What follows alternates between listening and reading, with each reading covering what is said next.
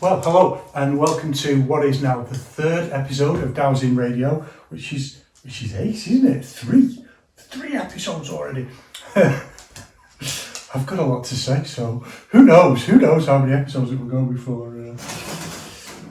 Well, it's kind of the thing we're talking about today, about moving past this reactionary. It's not even the practice; it's all the bullshit and the pseudo culture surrounding the idea of challenge fights.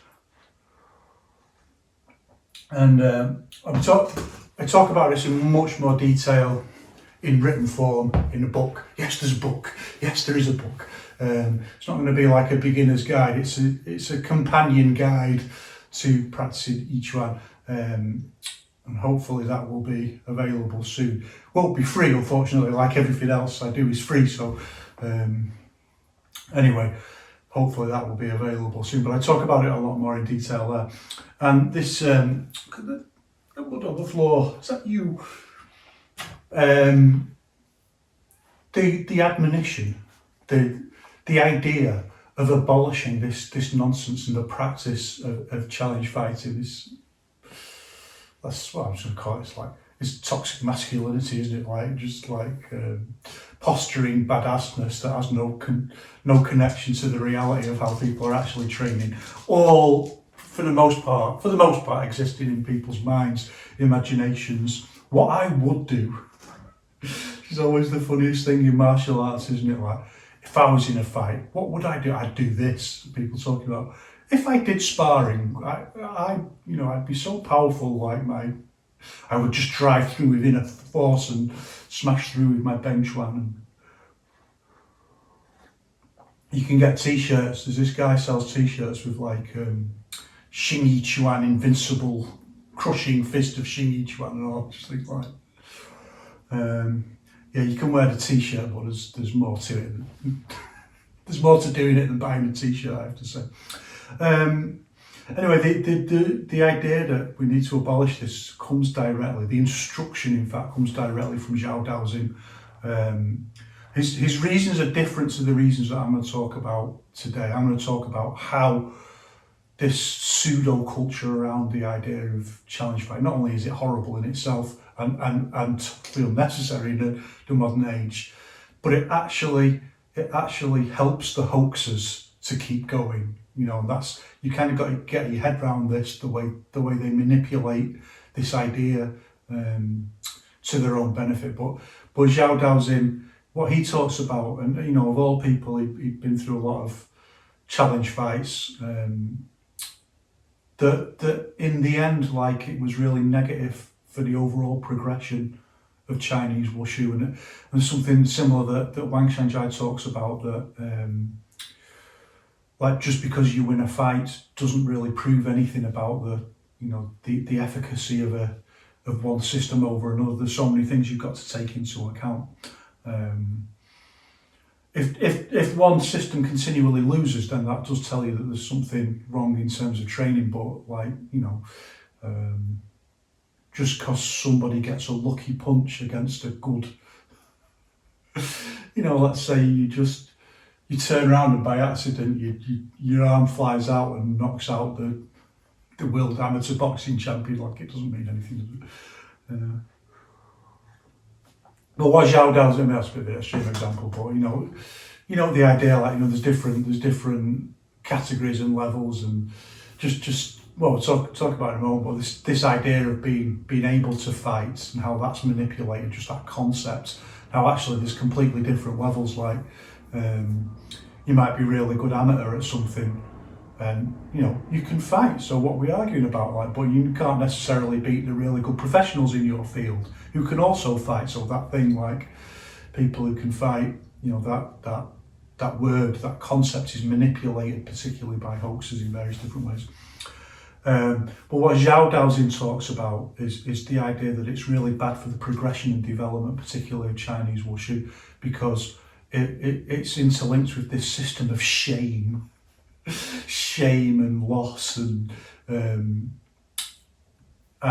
you could actually really learn. So he says, like, you know, all the people that he's kind of been, and he's very reflexive about being a thug, really, being belligerent and just going and causing trouble and saying he didn't really care about the people, and it just as I've talked about before, his training path was deviated by the ego of it, and he came to understand this later on, that there's so much that he could have learned, or if things had been different.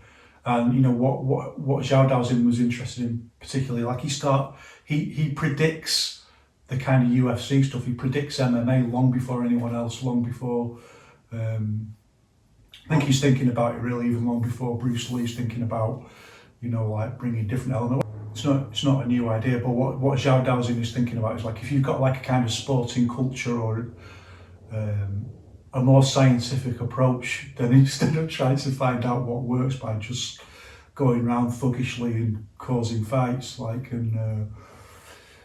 if instead of doing that, like, you work together as a community, you can evolve faster. And look, that's just exactly what's happened with MMA, and you move the fighting element of it into a organised sporting context, then it evolves a lot faster, cuts out a lot of bullshit.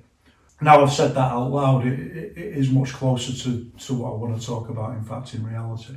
The really important thing for me anyway is like that you've got all these hoaxers doing all this nonsense, and it's not just the woo-woo. I've said before, it's not just the woo-woo, this focus on woo-woo. You've got people, I've seen one the other day, like quite famous American so-called, I think it might be Canadian actually, so-called Tai Chi master. Go look at the videos, it's just like, what is this? Talk about cultural appropriation, like the stuff that's classed as Tai Chi outside of China is like, what? And then these people will then start attacking the stuff that's in China and so on. It's quite an interesting, if you want to talk about real, a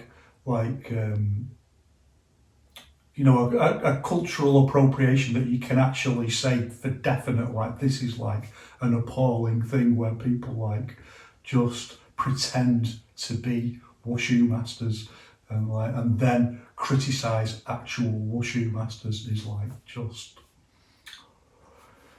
I've got no words for it. But he's one of these, to hide the fact that actually he's got really no practical ability. He criticises the woo people, which is not an actual ethnic group, the woo people. Oh God, it might be. But in this sense, WOO, it's like the people who pretend to have magic powers. And, you can hide the fact that you don't actually do any sparring or realistic training by having a go at these and saying, oh, look at this magic power nonsense. So the question is, how do you actually and effectively deal with that? And some of it is so obnoxious, and there can be like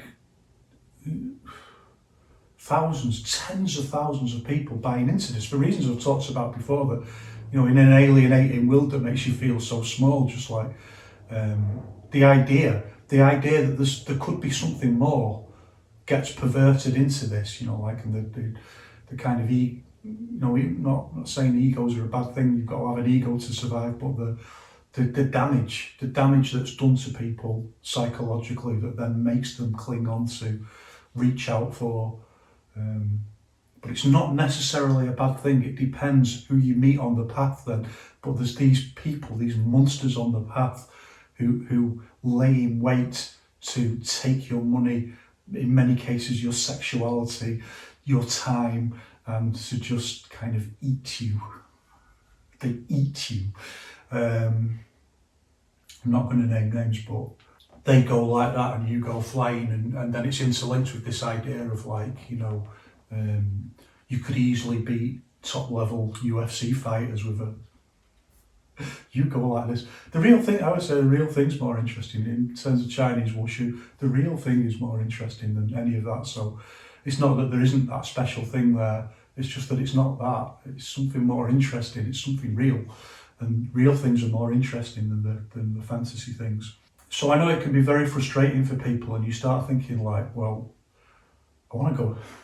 Shall I just go down and And you can do that, you can do that up to a certain point, so that's one of the things that push hands can be good for. Like, well, okay, let's go down and do some push hands, and let's see if you can do that. But I'm going to say, first of all, like, to go down to someone's class and inflict violence upon them is wrong. It's morally and ethically wrong, and maybe from another age it was okay, but it's wrong. And to make people feel afraid, like, I never threaten anyone. I mean, I reserve the not the right. I reserve the right to be a fallible human, where if I'm just pushed to a certain point, or if, like, like threatening people can be an element of self-defense where you warn people, but you can also be pushed to a certain point where you say something stupid. So I have a hot temper, just like Wang Shangjai. So I reserve the right to be stupid and then apologise for it. But as a stone cold sober individual, I think it's vile to make anyone feel afraid. It's horrible to feel afraid, and to then actually inflict physical violence on people just because they are like the penalty for being a charlatan who's defrauding other people isn't some medieval barbaric beating. You've got to think about it a bit like that. That's not the penalty. The penalty should be like that you're prosecuted for criminal fraud. That's a much better outcome. And it also never really works out how you think in reality. So there's a few examples on YouTube or social media where people have gone down, done this kind of dojo storm kind of thing within Chinese martial arts, and like it never works out how you. It's never like in the movies. Everyone sits around and you're getting, it's quite an interesting self-defense insights, because you create a self-defense moment that all of a sudden, like, this didn't work out. So there's a few examples of that where you're arguing and then all of a sudden, like, one of the people falls on the other person, and then pretty quickly you're rolling into the chairs or rolling on the floor, and it's just not gone how you.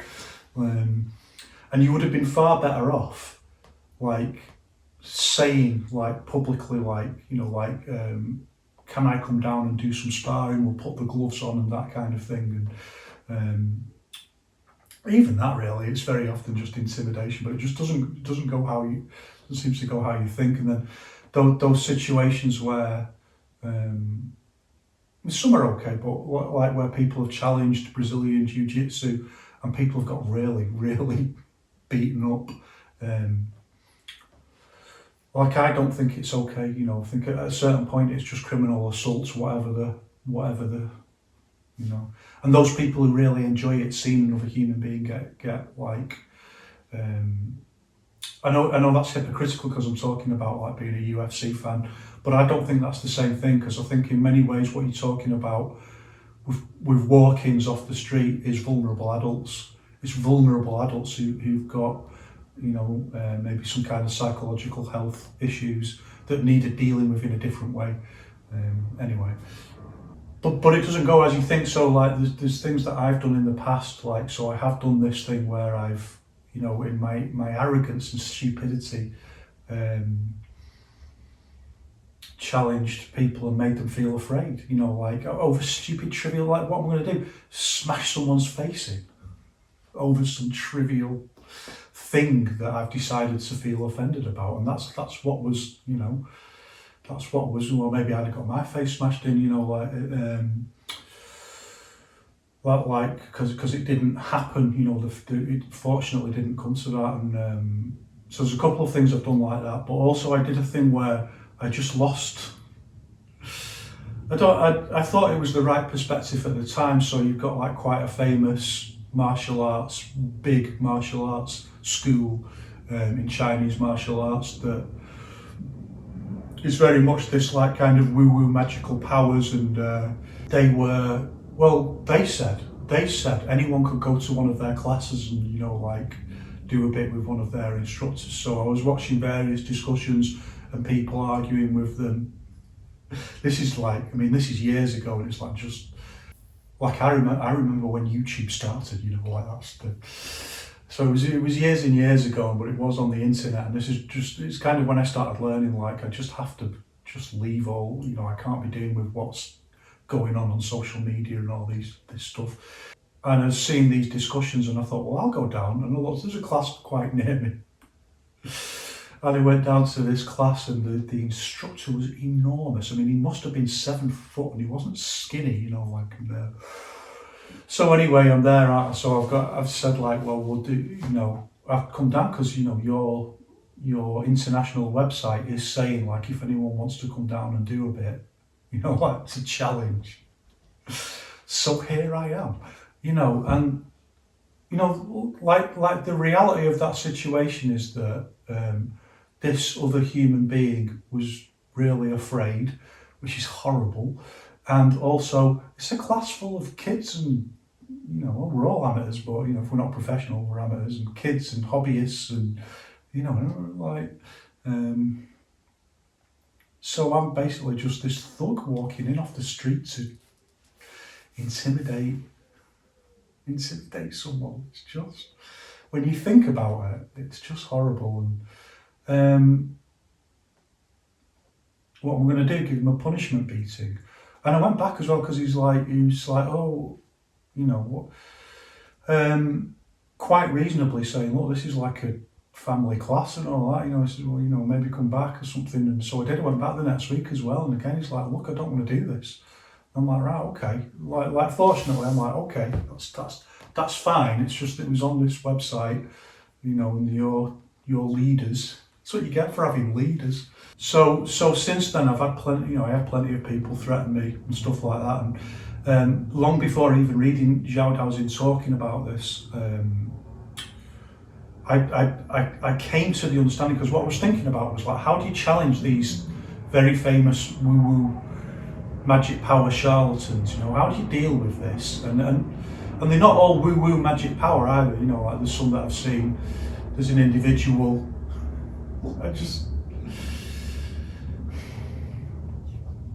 I come out of seclusion for years. I've been in seclusion for years training, and then I come out, like, literally within like 2 conversations, I'm in conversation with this guy who basically runs a cult. I think it's in Israel. Everyone dressed in robes. You know what Bill Burr says, once you get people dressed in robes stood around in a circle, forget about it. But the only thing worse than that is people in robes stood around in a circle with someone in the middle. With a beard and long hair, very often, just like, in their minds there's some kind of Christ-like martial arts figure. With this individual going on with himself, and I think, like, I was looking at his videos, which were ridiculous in my view, but it wasn't woo-woo magic. So how do you, how do you begin to approach this? How do you begin to, and then, so one of the things that then you realise is that, like, people are trying to say, look, this is nonsense. And then what's immediately happening is people are getting like this, why don't you go around and have a fight with them and stuff like that, and go around and touch hands. It's also quite a funny phrase, isn't it? We're going to touch hands. Let's touch hands and we'll feel one another's energy. So I started realising, actually, this is all the other way around. Like, we've been thinking about this all wrong.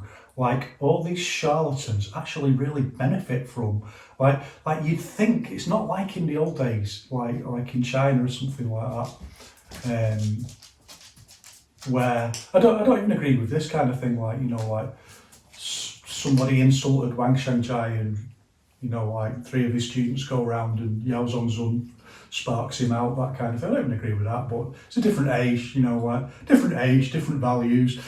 Like how they actually really benefit from this, and you've got to get your head around this. You've got to try and understand, because so imagine a situation, right, where you've got someone who's got tons and they've been posting stuff on social media.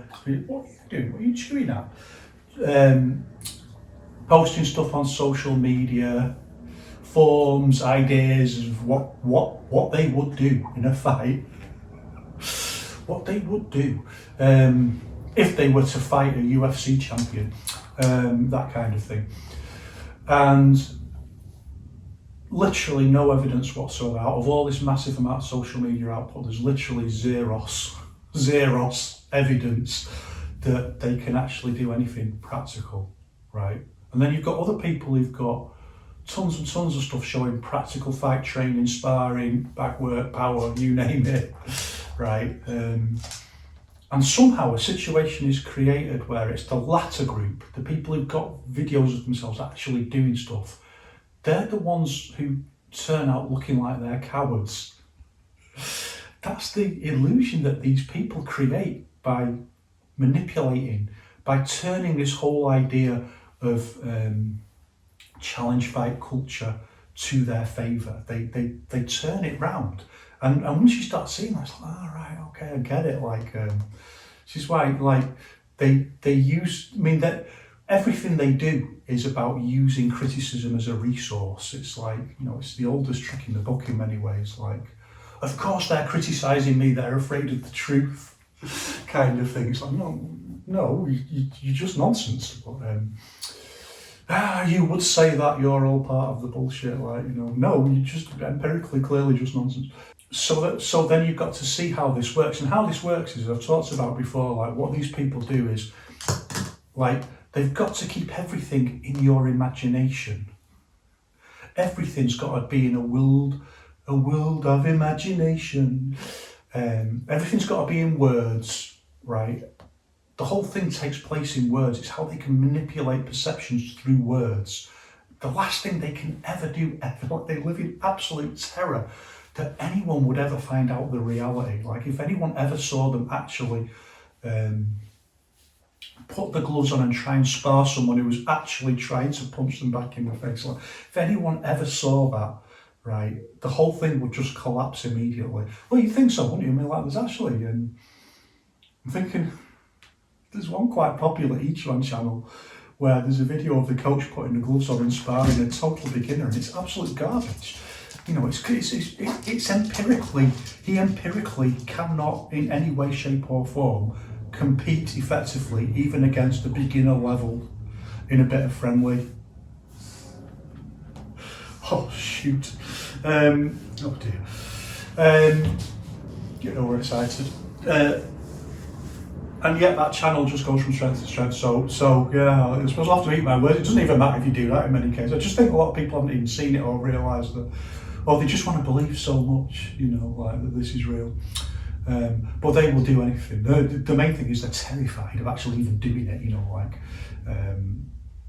So they've got to keep everything very tightly contained. The so-called demonstrations have got to be very tightly contained. You get your mate to hold a pad like this while you do, like, and then your mate virtually jumps back in fear, and it's like, you know, you've got 5,000 likes saying, wow, the power of Yiquan, the power of Yiquan, or something like that.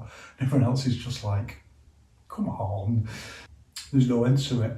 But they've got to keep it all in that, you know, they've got to keep it all, any discussion's got to be in words. And if you start getting into the idea of practical application, they will decapitate you, because you're getting close to the very sore point there. They've got to decapitate you. They've got to cut that off immediately.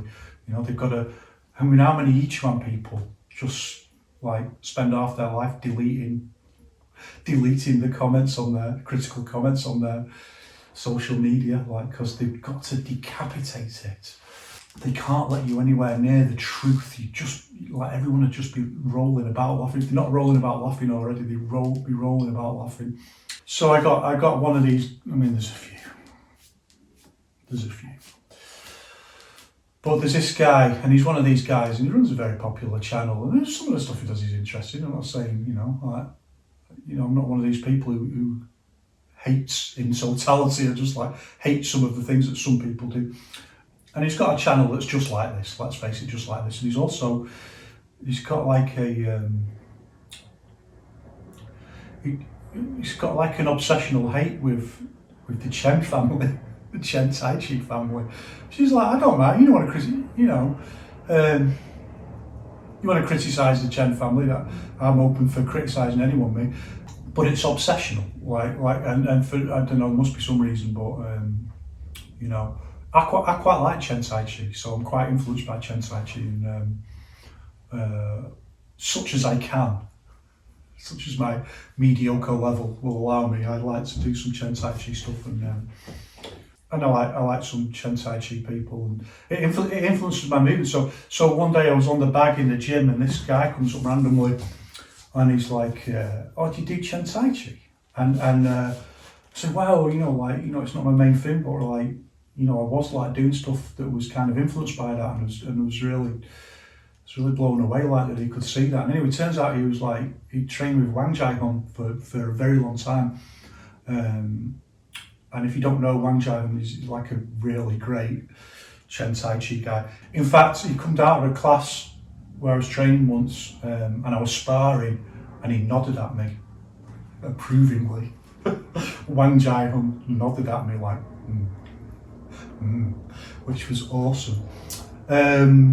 But this guy I'm talking about anyway, he's like, you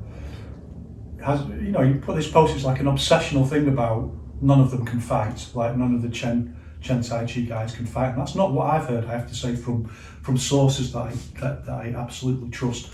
But that idea of like, can you fight or not? I mean, it's very variable, isn't it? Like, as I said before, like, it changes over time. That's also something we've got to understand. Like, probably many of the people that Wang Xiangjia had a challenge fight with, by modern standards, would just be considered,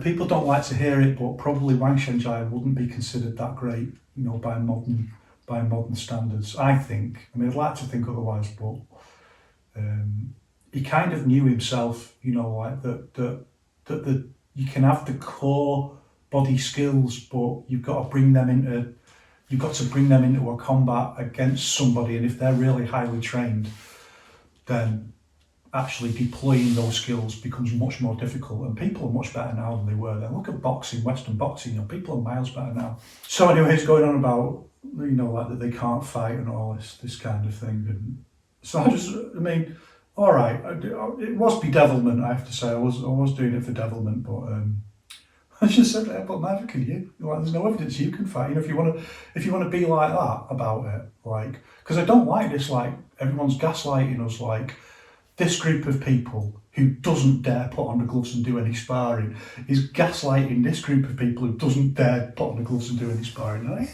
hate that. So I just want, where's the evidence that you can, Actually, I didn't even do it. I didn't even say it directly to him. Someone else was lauding him about how great he was, and I actually just said, like, yeah, but have a think about that. Have you actually ever seen him do anything like that? For the hundreds of hours or whatever it is, YouTube footage of him talking and doing posed demonstrations, and the answer is no. Of course, no one's seen him do anything because he hasn't done anything. And I think, like, if he could do something, then he would, wouldn't he? He'd show it. Why wouldn't you? That's the apex thing, isn't it? You want to show yourself actually being able to use stuff practically. So if you can, why wouldn't you? So anyway, he responds like he's outraged because, like I'm saying, you've got close to that shameful point, haven't you, where people can't actually use what they're talking about, and the closer you get to that, I mean, they will decapitate you verbally, and what he does is he threatens me. So he, from the other side of the world, of course, he threatens me, and I think like you've got to have a really good think about that first of all. Like a culture where creating a culture where if you criticise someone, that criticism can be stamped upon by a threat of you're going to stamp on their face, you're going to smash their face in when you see them. What an effect that actually has. You can talk about chilling effects on free speech and stuff like that. Because maybe you're right, but you can't beat them in a fight. And I was thinking about like this Adam Misner film where he's got like Lyoto Machida flying back and stuff like that, and I don't think any of that's real. I can't beat Lyoto Machida in a fight. So I think what we've got, but I know that every day because of that because Machida did that every day more vulnerable adults part with their cash to Adam Misner to learn nonsense. But what if then someone says, like, what if Lyoto Machida says, I'm going to smash your face in? saying that. And the answer is, I'll just call the police, because you're not going to stop me from saying it just because I can't beat you in a fight. But they get away with this thing. So a big part of big element of it is that, of course, it's never going to happen. With this guy lives literally on the other side of the world. I smash your face in. He doesn't say it like that. It's a very northern saying. I smash your face in. Or the saying in China used to be, I'm going to put you in a chimney. I'm going to hit you so hard you lit the chimney. So what they're doing, of course, is like, it's all, look at it, it's all still in imagination, it's all still in words, like it's all still, they've got to keep it all in everyone's imagination as much as they possibly can. It's all in their imagination, like this thing will happen, so it's not just like threatening people, and that's a big deal, by the way. So it gets justified by people like, it's part of the culture and all that. That's just, I don't care. It's not anyway. It's just nonsense. Imagine, say, you criticise some nonsense. So there's another one where there's a group in Malaysia where it's just clearly nonsense, but it's a group. And let's say, you watch this thing, you don't even do martial arts, you're just watching it and it's just nonsense. But you happen to live in the same city as them. And they say, don't criticise us, if you want to criticise us, come round and have a fight, like that. And I think people don't get at first that actually what's happening there is the threat of violence to close down criticism. They're getting away with it because it seems like it's part of something noble. These charlatans who don't even dare put the gloves on are managing to present themselves as noble and brave by threatening other people in so many words. But imagine if you live in the city and you can't fight anyway, or imagine you're like an elderly university professor of physics and you're watching this and you say, well, that's just nonsense. It contradicts the laws of physics. And then you're shopping one day and you think, oh God, there's that guy from that group. And they come over to you and you're intimidated. You might think twice. You might think twice about posting stuff like that if they're saying, you've got to have a fight about it. So I hate all this. You've got to have a fight about it. So this guy threatens me, and so what I do is I never ever buy into it ever. It's like you can come down to my standard class, getting a round robin, do a few rounds. Like most of these people, if we're completely honest, because they don't spar. They've no idea that 30 seconds of sparring will have them virtually vomiting, And 40 seconds of sparring, they will be vomiting and they'll give up. And they'll no doubt just curl up on the floor and give in. Because fitness is the thing, not like your fantasy inner power and stuff like that. Fitness is the thing that really matters. And most people would, literally, people don't get it. It's literally within 30 seconds, 20 maybe for some people, 10 for some people, of having to use that kind of explosiveness in sparring. Literally 30 seconds at the most for an unfit person.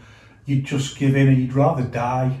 You'd rather just be beaten to death and that's what you see happen. People just they'd rather just be beaten to death than go on with the horrible feeling of being so out of breath and wanting to puke up.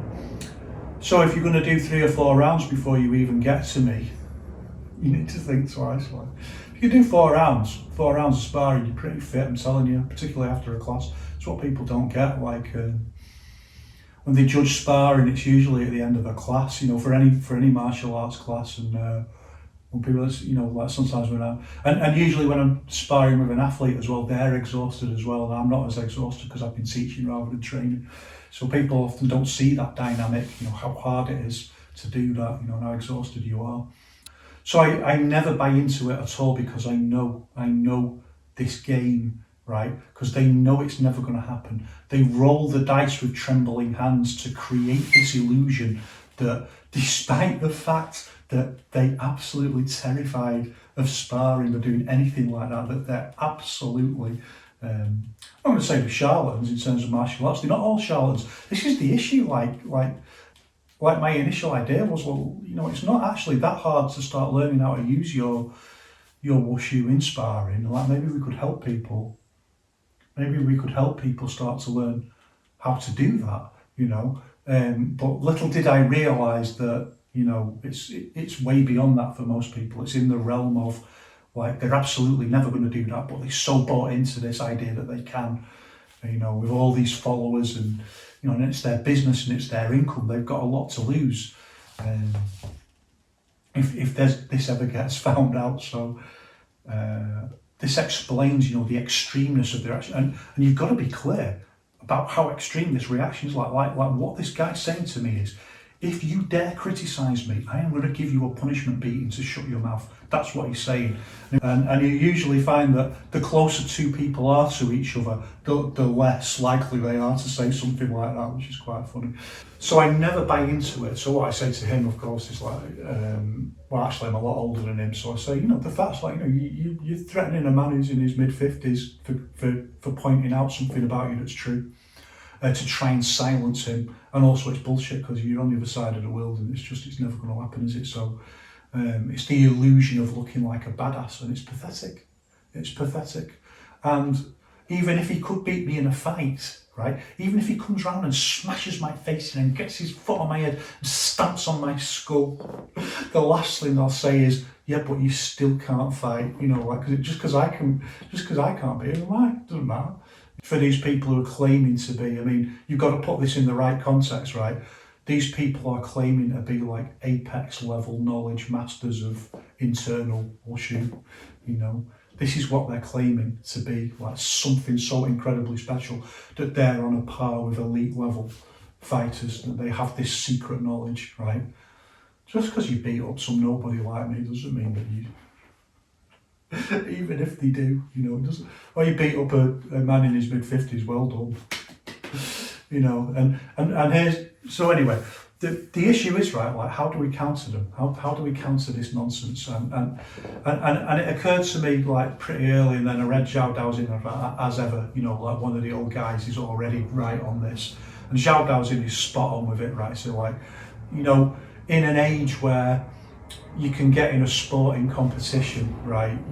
There's plenty of opportunities for people to prove themselves. So there's some things that we've got to really push back on that they do, and really emphasise, like, no, actually there's loads of opportunities for you to prove that you're capable of doing it. Of course, then we get all this bullshit about they're too dangerous for MMA and stuff like that. I mean, it's not actually that easy just to enter an MMA tournament. I know that in most cases. But they're too dangerous because, you know, like gloves with holes there, their whatever it is, internal force. Well, there's a bare knuckle boxing league, you know, where you can do stuff like that. But some of the things we've got to guard against, that like, for example, Wang Xingjai tried to warn us about these people who claim high level from behind closed doors.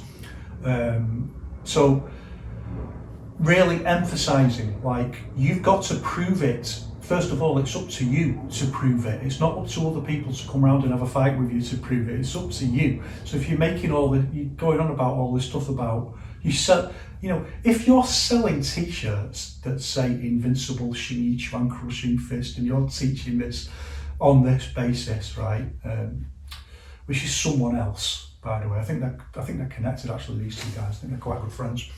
If you're selling t-shirts like this and teaching all this stuff and talking about fighting, which this other guy does, this new guy that I'm talking about now, you've got to show that.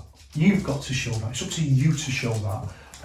To get the gloves on, get your mates in, or hire some people in, you know, and get some sparring done, showing that you, not just that you can fight. So then we've got all this other bullshit that people start relying on. I'll talk about it in a moment, but mate, what's with the head down? What's up? We've just been out. So you've got to watch, they've created all these strategies, right? And these strategies are designed to use the critic as a resource. You've got to get on that. So they'll say, oh, come right, you know, like, if you don't believe it, go round and have a fight. And it's very often not the person themselves, it'd be one of their lackeys, a fight pimp. I hate that as well. Well, if you don't believe it, go to China and have a fight with these people. How many Yiquan fraudsters come out with that bullshit? Like, you're the Yiquan instructor in Europe, you're the one coming out with all this bullshit. Let's see you get the gloves on and do a fight.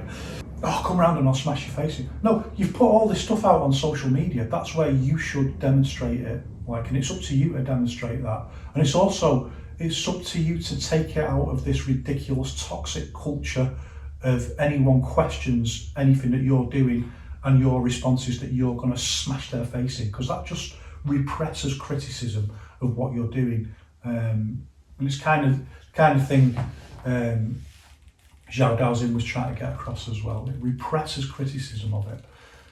So where you brag about it, you've got to demonstrate it. So if you put stuff on Facebook talking about your badassness, then you've got to put a video on Facebook, to back it up. To show what you're talking about in practice. Don't you? That seems reasonable, doesn't it? So you've got to guard against that.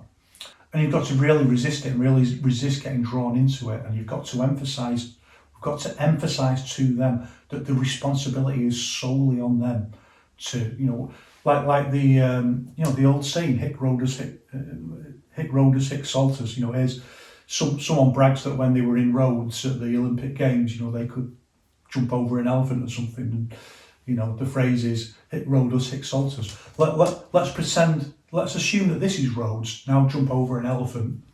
Oh yes, that's the other thing I was going to talk about. Because people don't really understand, particularly in Yiquan, and these Yiquan instructors that go on like this, they don't get it. They don't get the method. They could. Some of them could. Some of them could be rescued, but I think a lot of them it's too late.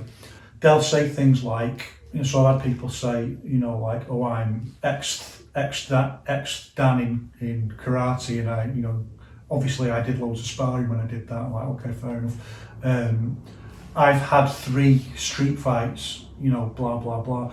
And to try and get around this idea that, this reality that they can't what? They can't actually demonstrate what they talk about in reality. So they completely misunderstand. So on the one hand, it's like just nonsense, isn't it? Like, so what? So what? On the other hand, it's like this misunderstanding. It's not about, like in Yiquan, it's not about fighting. It's about fight training. And I've said before, Yao Zongzun, he was really onto this, and he really emphasised and says it explicitly, you can't look at fighting as the outcome. And this is what these people do. They think all this other stuff that they do. They're happy to do standing. I mean, probably in most cases, most of them are lying about that as well, if we're honest. And slow movement and anything that doesn't involve any risk or much effort. But they're not happy to do the fight training. So Yao Zongzun says you've got to really guard against that. Fighting isn't the outcome. And Zhao Daoxin also makes this argument, and so does Wang Shangjai. So you can't argue that it's something that Yao Zongzun's just adding in. Fighting isn't the outcome; it's the method. Yeah, it's the method. It's integrated into the training process. And this is what I try and get across to people, that for all the standing and the shili and the fali, that's all got to be brought into an actual fight-based scenario, and it's got to be integrated with fight training. And it's a dialectic. These two things mutually inform one another. That's how you train. That's how you get to be able to do what I do. I don't train like them. These people, I've got another one, just seems to be, I don't know. I think, no, I've said it before, but it's just there's more Yao's people, isn't there? So they just seem to be worse. They're not. There's a guy who says he's a descendant of Zhao Daoxin. He's just as bad. We've met before, and not met him, but has some communication with him, and his arrogance is just unbelievable. The nonsense that he comes out with.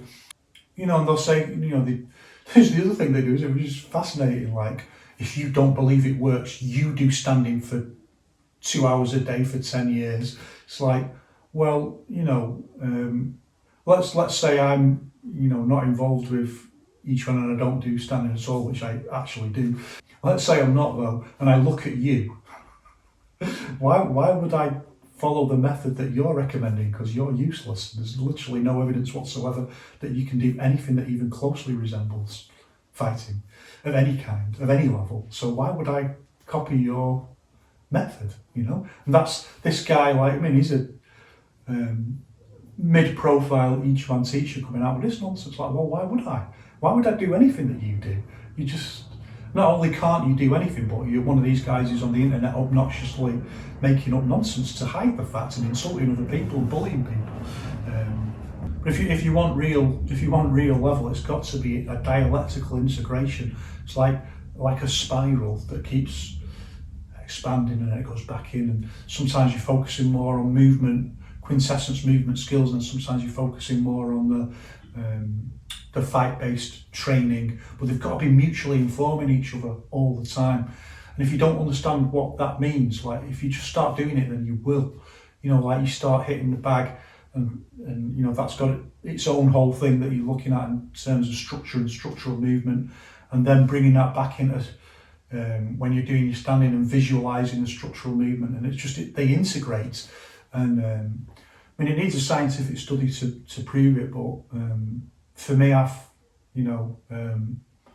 this is what Zhao Daoxin talks about, and this is what Wang Shenjai talks about. That your training's got to be as close as possible to fight training as possible. Now that doesn't to me sound like he's saying something like just do 5 hours of standing a day and that'll be it. Fight training, it's got to be as close to fight training as possible. You're as Zhao Daoxin says, like, your standing is just a basic. It's like running. And most of these people don't even do running, I think. I hate running. I'd rather do other kinds of fitness, but they don't do any kind of fitness training. It's got to be integrated as a basic in fight training. And that's what they don't get. It's a dialectic. That's what makes it great. That's what makes it fascinating. That's what makes it a journey, intellectually stimulating. That's why people like Zhao Daoxin talk about it as stimulating the mind, as being a pursuit, a lifelong pursuit that's really interesting. And so you've got to watch out for that as well. Then the other thing you've got to watch out for. So the other quite interesting thing I've seen is there's a certain an Yiquan instructor who, in the West, say in Europe, who the others draw a lot of legitimacy from, who talks about fight training and again, a large amount of videos, zeros, actual fight. Some of the students looking okay, doing some kind of fight training, but zeros actual evidence that he can fight. And that's a problem because Wang Shenjai said if you can't do it, then you can't teach it because you don't know. And he also said even if you can do it, you can't necessarily teach it if you don't understand it. So, but this guy's getting questioned, and it's like, yeah, but this was proven by countless challenge fights in China, and a fight with gangsters, and it's like, what, 70 years ago or something, and also, so what, there was a fight with gangsters, so what, that probably was nothing like what your imagination creates it to be. Your average member of the mafia probably isn't like, they're probably tough, but I'm sure some are. Really, not to insult the mafia. Some are, of course, probably doing MMA and stuff like that, but your average guy isn't. Your average organised criminal is probably a super tough guy, but not like a professional fight level or anything like that these people are claiming. And certainly not in like whenever it was 1930s China or whatever. But this whole thing about the challenge fights that took place in the history of Yiquan, I'm sorry to tell you, most of it's not true.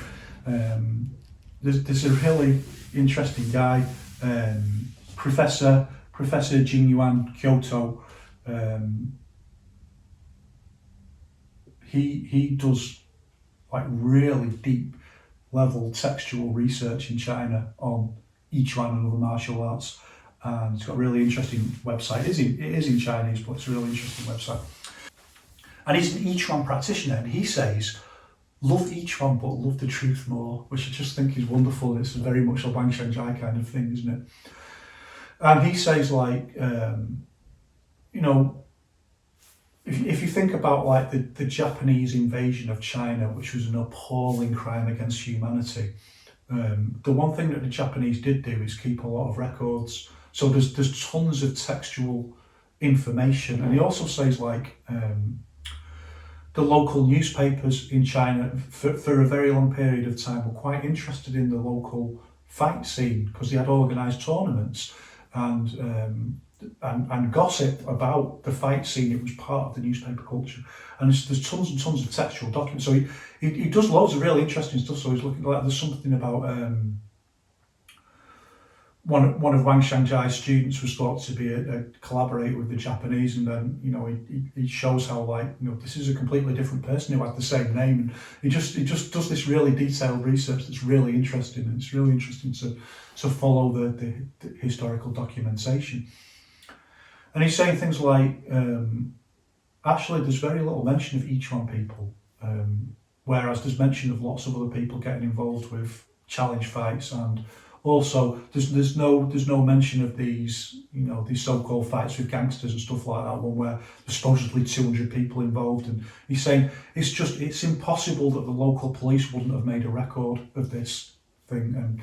And what he says in effect is, like, it just grows over time. So even the thing like Yao Zongzun having like 500 challenge fights, he's saying it just can't be true. It's just generations of people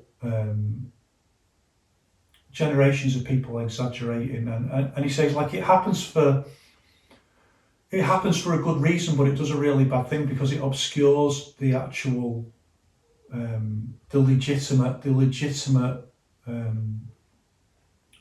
amazing advances that Yao Zongzun did. And he also addresses this idea as well of, like, thinking of Wang Shangjai and Yao Zongzun as completely revolutionary, as total rebels and the other, of course, students of Wang Shangjai. Like, from what I've said before, like, you know, like, no one should get the impression that I have negative views about the Han brothers, for example, who are also my idols. It's the same with everything, like the people who are descended from them, just not in every case, but like they weren't that revolutionary, you know, like their ideas were being discussed by everyone. Everyone was coming up with a similar. This is what people don't get. It was an epochal point where people were thinking about these ideas. I'll talk about it in the time, but it's an epochal point where people are thinking about these ideas. And many are ancient anyway, so like the idea of formlessness and stuff like that. The power of intention, stillness. Everyone's talking about the similar ideas and then bringing them into practical use and how you do that. The degeneration of Chinese wushu and the need to revive it. Everyone's talking about these ideas. So by overemphasizing Wang Shangjai and Yao Zongzun, the Han brothers, you miss what they really did, like the actual solid changes that they made that were really interesting, and where they actually stand in the history of Chinese wushu. So just really interesting stuff on that. But he says, like, there's no evidence. Well, there's evidence of loads of other people having challenge fights and this whole scene in different parts of China. And he also finds some evidence that monk Henglin exists as well, which is quite interesting because I'd hitherto been assuming that was just maybe not a real person. Like, also a heretical view. I think some of the famous people that are talked about having challenge fights with maybe are composites of multiple people, but who knows? I don't know for sure. So most of that almost certainly isn't true. You can believe it if you want, but it's just, look at the nonsense that Yao's people talk now sometimes. Like, there's one particular obnoxious individual who's my misfortune to cross paths with on the internet. They're always arrogant and I don't know what it is. Talking about this story that the younger Han brothers were defeated by the Yaos in push hands and blah blah blah, and like as if that even matters. And just, so what? I mean, what would it actually mean to beat someone in push hands? It means nothing. Using these obnoxious stories to artificially inflate the reputations of people. Totally unnecessary. Just look at people's real accomplishments. But even in reality, it probably didn't mean anything anyway. I think in some cases people take like if you take everyone you've done a bit of sparring with. Well, there's a similar thing in Brazilian Jiu-Jitsu, isn't there? Who is it who says he's had like 200 matches and stuff like that? And it's the same sort of thing. Like some textual research was done, and it was like, well, no, you might have trained with 200 people, but it happens all the time. These, and it's usually the followers, isn't it, who just like kind of build up these stories. But even the challenge matches that did take place were probably, so what? The level at the time probably wasn't that great. And if you saw the reality, I'd like to think otherwise. I mean, I remember me and my Wushu brother asked our coach if he thought like Wong Fei Hung would have been as good as Jet Li, and he said better. It'd be better. So there is a certain, yeah, mate, I'd like to believe that, and I think a lot of people in China certainly do believe that, our coach certainly did better. And he said because, like Wong Fei Hung has got nothing to do pretty much all day but train, and he's got people turning up 24/7 to have fights, Also, very interestingly, we were talking about challenge fights, and our coach said like the one thing you've got to remember, because he's super low profile, like he said the thing you've got to remember about that is once you start that, it never ends. And I think that's also quite interesting. So the rule is like you could be elderly and someone turns up and they can make their reputation by beating you, in the past anyway, because people in their minds have this idea that even an elderly wushu master is like, the older you are, the better, in fact, so you can still make your reputation by sparking out an 80-year-old. And I remember him saying, and I always think about that, once you start that, it never ends. So once you create that thing where you're threatening other people, that never ends. But anyway, the bottom line in all of this is like, you've got to hold the line on dealing. I know it's frustrating with these, and I've thought about it myself, like, maybe we should. It's so frustrating in the end, and they push the arrogance, and it's particularly people like, the arrogance of Yiquan people, and the bullshit and hubris that they come out with, and the belief in themselves as something extraordinary. I think Yiquan itself is extraordinary, and exploring it is extraordinary. And I never think about it like this anyway, so this nonsense about like, could an Yiquan person beat an MMA person? Well, have you forgotten that Wang Shengjai said not to think like that? It's not about that. What you've got to think about is like, is there something valuable in Yiquan that could be brought into and be of value to someone who does MMA? Could it be fused in, and I think yes. There's stuff there that's valuable that could cross over and be brought in. That's the future, not like this nonsense of beating people up and challenging people. It's about spreading helpful and healthy ways of training, But I understand like the arrogance of these people. It's just,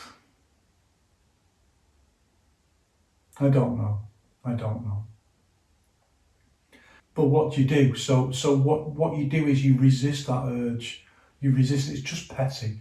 You've got to be zen about it. Like, so what, your petty ego was piqued because someone insulted you or said that your Yiquan was garbage or something like that. Your petty ego gets hurted by that. You've got to hold the line, and you've got to insist, look, right, there's tons of competitions you can enter, or you can you've got students there, right? Get the gloves on and let's see you do some rounds, right? Let's just see you.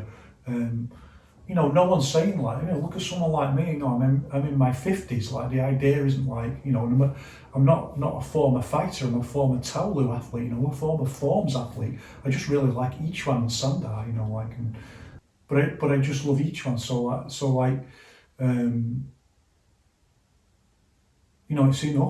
it's enough to do a bit, to do a bit. But for these people, and I'm not, I'm not even like an Yiquan teacher. I'm not teaching anyone professionally. I'm not making any money out of anything I do, unless I do put a book up for sale. I'm just someone who gets up and goes out and does some exercises that I call Yiquan, that I'm interested in.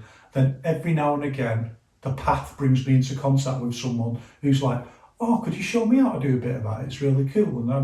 And 99% of the times the answer is no. And then like just very occasionally it's, yeah, okay, for whatever reason. And that's what I am, I'm not, but compare that to these people who are like professional, who've got all these titles, they calling themselves master. They do this thing now where they put an M in a little circle and they call themselves master and they call each other master. I'm not going to make a crude joke about it, but it's, it's mutual master. They don't have to, I'm not saying like, some of them are clearly very unfit. Doesn't mean you can't throw a punch for sure. But they've got all the resources there, like gyms and these beautiful training centres with all Chinese writing on the wall. And get the gloves on and do a bit with your students, and let's say we've got to hold the line and insist that that's what they do. Yeah, it's not about. They can't be threatening other people who criticise them. They can't, and they can't. Those people who go over and have a fight with them, like the fight pimps, ignore them, no nonsense. But the actual people themselves who are coming out with all this stuff, we've got to insist that they demonstrate that they can do it. And if they can't, then people have got to be aware that there's a reason for that. And if they won't, and if they start insulting people, if they start saying, I've got nothing to prove, actually you have, because you've come out with all this stuff. If they start saying like, well, if you don't believe me, you go to China and train with my teacher. Why would I? I mean, your teachers allowed you to come to Europe and present yourself as some kind of representative of each one when you can't even put the gloves on and do a bit. So why would I train with your teacher of all people? Like, I don't trust your teacher because of you, That's the other side of it, isn't it? Like, so you've got people in China who might be perfectly sound people, and their representatives over here are like making other people like me just think like, wow, what's going on there? There must be something bad going on. It makes me think, wow, these people must have just bought a certificate or something, because I can't see any other reason why, they're getting away with this. So we've got to put all the emphasis on them, and not let them control this narrative so that they can make it seem like, they might as well say like, I can beat Tyson Fury, and if he doesn't turn up at, if he doesn't fly across the world to have a challenge fight with me, then I'm going to announce that he's my defeated foe or something like that. They might as well say that. It's as nonsense as that. As long as they keep it all in imagination, so you've got to resist that culture. And instead, we've got to start saying, teachers have got to demonstrate it in their own gyms, in their own training, and if they want to go further than that, they've got to start doing it. There's plenty of sporting competition. There's no limit of sporting competition where they can be getting people out there and doing it. And also the final thing is stop pretending that push hands is sparring or anything close to sparring. Yao Zhongzhen says somewhere Sanshao and Tuishao, sparring and fighting and push hands are closely interconnected, but he doesn't mean the practice of, I'm putting words in his mouth, but it's clear from context he means like the real sparring, real Sanshao goes beyond kickboxing. It starts getting nitty gritty and grabbing, and it's talking about MMA kind of stuff, so don't neglect that level. But people who present push hands training as sparring and call it sparring, that's another thing. And then finally, just because I want to get it in, like the people who talk about fight theory.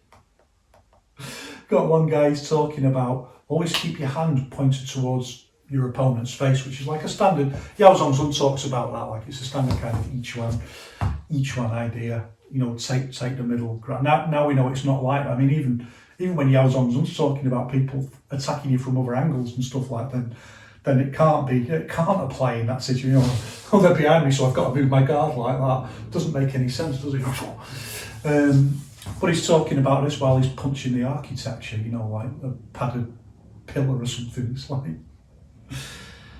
yeah, it might be true, but why would I ever listen to you? Let me see you make it work. Let me see you make it work. In fact, actually, let me see you make it work in kind of sparring scenario. Then he comes back and says, well, you know, I've got a video up where, you know, with my student talking about sparring theory. It's like, what? Well, that's not sparring, is it? You know, like they're so desperate to manufacture the illusion like that. Like they must know in themselves it's nonsense. But so that's my thoughts on challenge fights anyway. And I think that's enough for this episode.